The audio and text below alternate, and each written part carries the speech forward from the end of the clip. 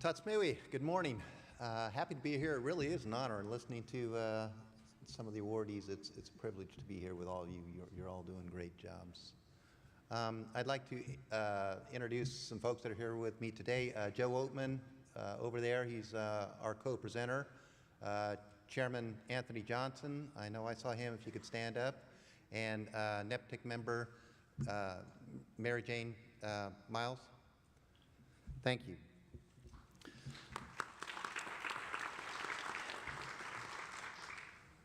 Slides. Is there some picture there? Yeah, push, keep pushing. There you go. Okay. All right, the story of the Nez Perce tribe's efforts to restore its fisheries is truly remarkable. It's a testament not only to this tribe, but to other tribes who have demonstrated that when provided at least half a leg up, we can and have changed the faces of natural resources management in this country. And it happened lightning fast. I started working with the Nez Perce in 1983, right after the fights and racial animosity resulting from a long line of treaty fishing rights cases established that the tribes have the right to 50% of the harvestable surplus, and that the state fish and game management agencies have very little authority over tribal members exercising their rights. The year before, in 1982, when these pictures were taken, there were signs in Riggins, Idaho, where these photos were taken. That's Joe Oatman's dad over there getting hauled off to jail. The sign said, no Indians, no dogs allowed. Also, in 1982, the year that the Fisheries Department started, at the postseason party, there were just four employees of the tribe's Fisheries Department at that time. Two of them were booted out of the bar because they were native. But despite these conditions of being alive, there was no legal hurdle to our participation in management of the resources that the tribes depended on. We had a seat at the table, and we had a say-so in the condition of those resources. And the task facing us was daunting. The Columbia Basin salmon runs, and those in Nez Perce country in particular, had tanked. In the early 1900s, non-tribal lower river fisheries had overharvested the runs. Then, as the interior Columbia Basin became more settled and exploited, salmon habitat was dried up by irrigation diversions or filled with dirt, denuded of its riparian cover by logging and mining. Importantly, a series of 8 hydroelectric dams were built between the mouth of the Columbia River and Nez Perce country. And those dams either impede travel or they actually flat out kill the fish. By the 1990s, all salmon and steelhead native to the Snake River Basin were listed under the Endangered Species Act, or were extirpated. Even the hatcheries that were constructed to mitigate for the effects of the dams were struggling to consistently return fish. Really, during the mid-1990s, the Nez Perce tribe had, for all practical purposes, no salmon fisheries within its treaty-reserved area. The right to harvest was essentially meaningless.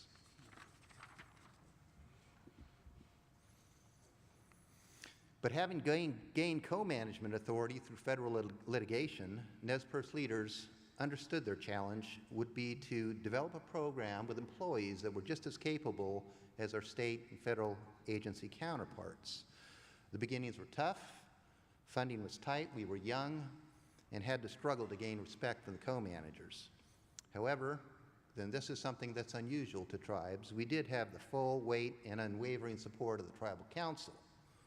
They were never dissuaded by the powerful interests that typically ply their influence on state fish and game agencies or federal agencies, requiring them to give up for other demands. The Tribal Council was behind us full force.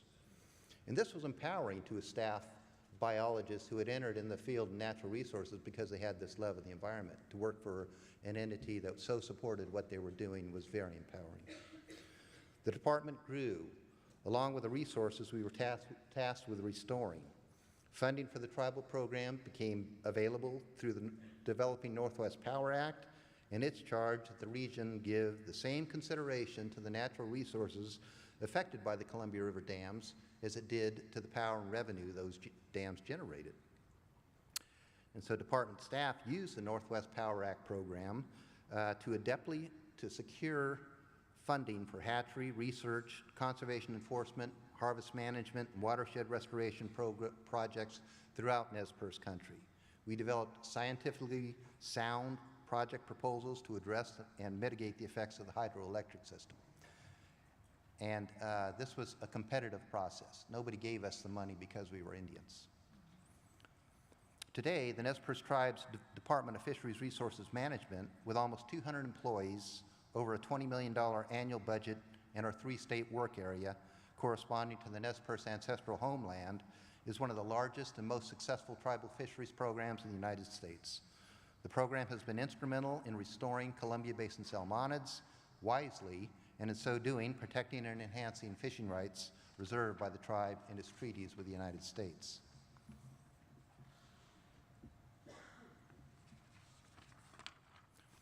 The tribe's fisheries department manages 2 hatcheries. We co-manage one of the largest federal hatcheries in the United States, and we release 10 million salmon and steelhead annually from these and the 9 acclimation sites we also operate. Through these programs, and aided with good ocean years and migration conditions, Snake River Fall Chinook returns, which was a species that was long neglected by the states, and listed under the ESA, have risen from 300 to 80,000 fish. Coho salmon, another state-forgotten species, and extirpated in the Snake River Basin, numbered over 18,000 in 2014. Jamie Pinkham owed some dried coho for that. And that was the first time that anybody's memory that there was a fishery for coho salmon.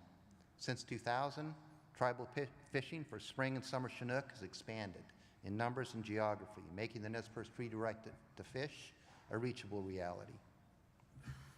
The department aggressively pursued restoration of the watershed supporting naturally spawning salmon and steelhead, most of the tribe's treaty reserved areas and federal lands.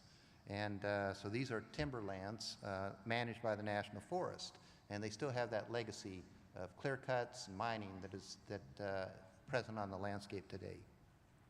Fisheries Department, however, brought restoration to these lands in a transformative way, developing a unique partnership with the Forest Service to decommission logging roads, restore passage by removing culverts, replanting or protecting riparian areas, and reforming streams channelized by mining. In 2013 alone, the Nez Perce Forest Service Partnership removed 19 barriers, opening up 57 miles of habitat, decommissioned 75 miles of road, removed 68,000 yards of mine tailings, protected 1,152 acres of riparian habitat, and planted 27,000 plants. And this wasn't unusual. This is commonplace, these kinds of activities.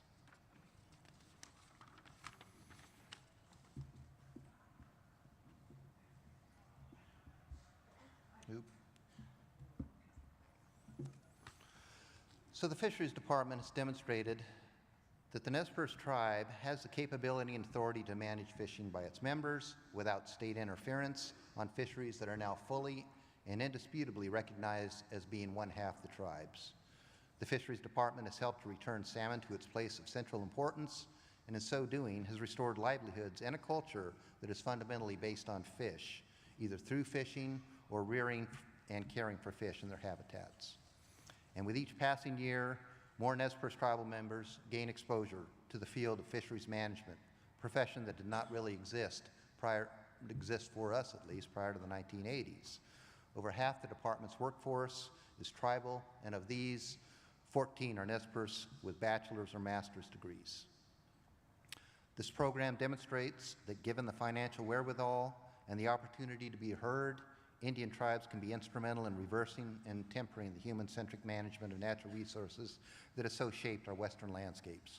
Respect, care, dependency on the natural environment, along with a time immemorial sense of place, make tribally run programs such as this one by the Nez Perce indispensable to our country's management of its natural resources.